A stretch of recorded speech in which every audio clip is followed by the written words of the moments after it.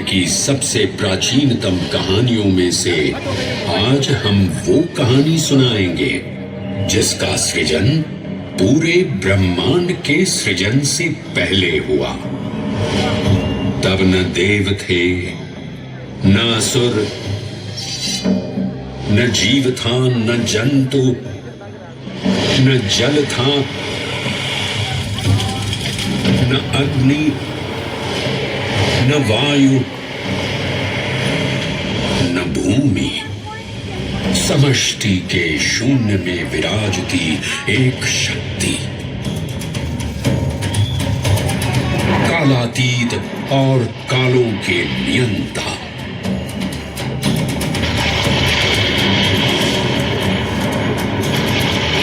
विधाता भी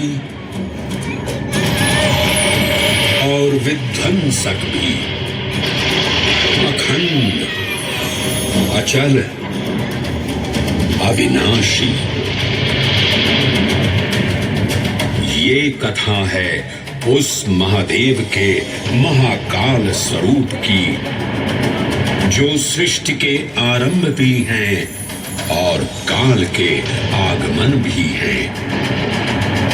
वे ही काल के सृजन करता और नियंत्रण करता भी हैं।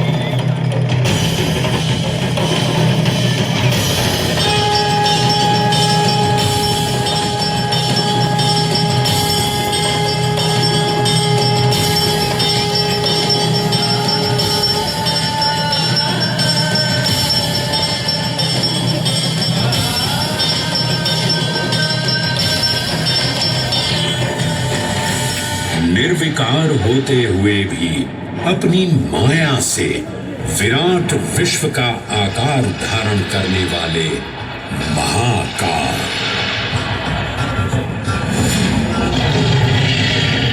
मेरुगिरी को धनुष और भगवान विष्णु को बाण बना दैत्यों के 3 पुरों का नाश करने वाले महाकाल।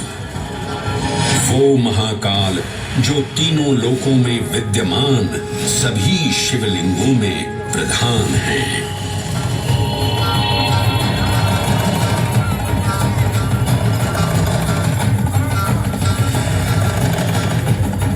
वो महाकाल जिनके त्रिशूल की तीनों नोकों से काम, क्रोध और लोभ पर नियंत्रण होता है, जिनके मस्तिष्क पर चंद्र शीतलता का प्रतीक है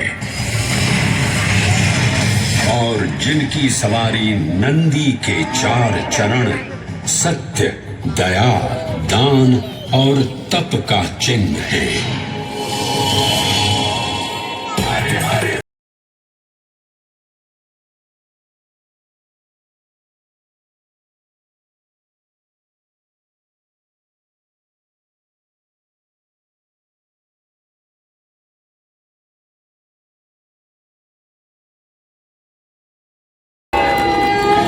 वराह पुराण में कहा गया है, नाभिदेशे महाकालस्तन्नाम्ना तत्र वै हरः, अर्थात नाभिदेश उज्जैन में स्थित भगवान महाकालेश्वर तीनों लोकों में पूजनीय हैं।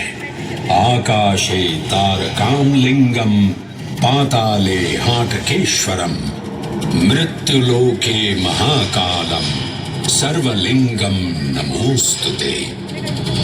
आकाश में तारक लिंग के रूप में, पाताल में हाटकेश्वर के रूप में और मृत्युलोक में महाकाल के रूप में स्थित भगवान शिव को प्रणाम। समस्त लिंग स्वरूपों में विद्यमान भगवान शिव को सादर नमस्कार। नाभिदेश उज्जैन का अटूट बंधन है महाकाल के साथ, जो महाकाल स्तोत्र में उल्लिखित है। उज्जयिन्याम महाकालम महाकालेश्वरम हरम महाकालम महायोगिनम नमामि पार्वती पतिम। तो चलिए मैं आपको कथा सुनाता हूँ इसी महान उज्जैन नगर की। उज्जैन, जिसे संस्कृत साहित्य में अवंतिका, विशाला, कुशस्थली, पद्मावती, कनक श्रृंगा, स्वर्ण श्रृंगा, प्रतिकल्पा, कुमुदवती और अमरावती के नाम से पुकारा गया। उज्जैन, जो मनुष्य को मोक्ष प्रदान करने वाली 7 नगरियों में से एक है। उज्जैन, जहां 84 महादेव का आशीर्वाद प्राप्त है। उज्जैन, जिस पर सदा ही कृपा रहती है महाकाल की। यहाँ सतत क्षिप्रा नदी की निर्मल धारा बहती है। डमरू के नाद से जीवन को ऊर्जा मिलती है। घंटियों की झंकार मन को आनंदित करती है। और यहाँ का आकाश शिव आशीष स्वरूप है। श्मशान ऊषर क्षेत्र पीठम तु मनमेव च पंचकत्र न लभ्यते महाकाल पुरद्दते। अर्थात यहाँ पर श्मशान, ऊषर यानी अनुपजाऊ भूमि, क्षेत्र अर्थात पवित्र भूमि, पीठ यानी शक्ति स्थान और मन अर्थात आध्यात्मिक शांति का स्थल, पांचों एक ही स्थान पर उपलब्ध हैं। ये संयोग महाकाल की नगरी उज्जैन की महिमा को और गरिमामय बना देता है।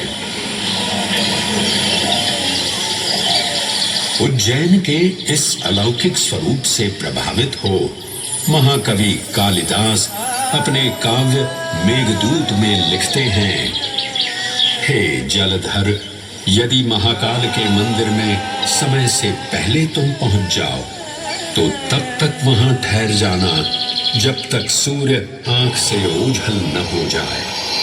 शिव की संध्याकालीन आरती के समय नगाड़े जैसी मधुर ध्वनि करते हुए तुम्हें अपने धीर गंभीर गर्जनों का पूरा फल प्राप्त होगा।